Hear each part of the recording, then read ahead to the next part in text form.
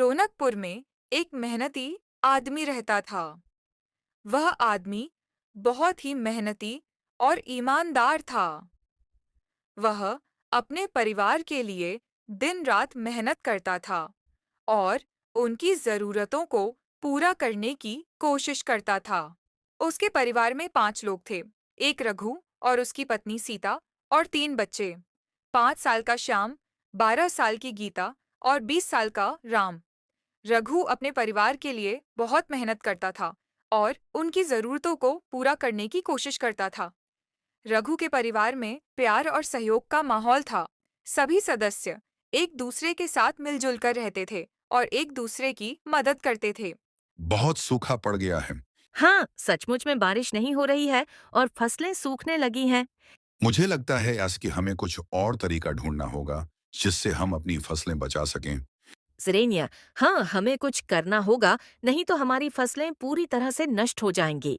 वे दोनों अपने खेत की जुताई करते हैं। उसके बाद बुवाई करते हैं। रघु और सीता अपने खेत में मेहनत करते हैं। वे बीज बोते हैं और उनकी देखभाल करते हैं। वे दोनों उम्मीद करते हैं कि इस बार अच्छी फसल होगी और उनके परिवार की जरूरतें पूरी हो पाएंगी। वे अपने खेत की देखभाल में कोई कसर नहीं छोड़ते हैं। फिर भी कुछ दिनों बाद फसल खराब हो जाती है। रघु और सीता को बहुत निराशा होती है। वे सोचते हैं कि उन्होंने अपनी पूरी मेहनत लगा दी थी, लेकिन फिर भी फसल खराब हो गई। वे दोनों चिंतित हो जाते हैं और सोचते हैं कि अब वे अपने परिवार की जरूरतें कैसे पूरी करेंगे। उन्हें लगता है कि उनकी मेहनत बेकार चली गई। सोचते हैं कुछ और करते हैं। रघु और सीता को लगता है कि शायद उन्होंने कुछ गलत किया होगा या शायद उन्हें कुछ और तरीका अपनाना चाहिए था। वे दोनों अपने अनुभव से सीखते हैं और अगली बार कुछ और करने की योजना बनाते हैं। वे अपने खेत की देखभाल में सुधार करने की कोशिश करते हैं और नई तकनीकों का उपयोग करने की सोचते हैं। क्यों ना बाजार में भुट्टे बेचें? ये तुम्हारा ख्याल अच्छा है। रघु और सीता दोनों को लगता है कि यह एक अच्छा विचार है और वे बाजार में भुट्टे बेचने का फैसला करते हैं। वे दोनों बाजार में जाते हैं और भुट्टे बेचने लगते हैं। उन्हें उम्मीद है कि वे अपने परिवार की जरूरतें पूरी कर पाएंगे। परंतु कुछ दिन बाद ही बारिश होने लगती है। रघु और सीता को लगता है कि शायद अब उनके खेत की फसलें ठीक हो जाएंगी। बारिश के कारण उनके खेत में नई हरियाली उगने लगती है और फसलें फिर से पनपने लगती हैं।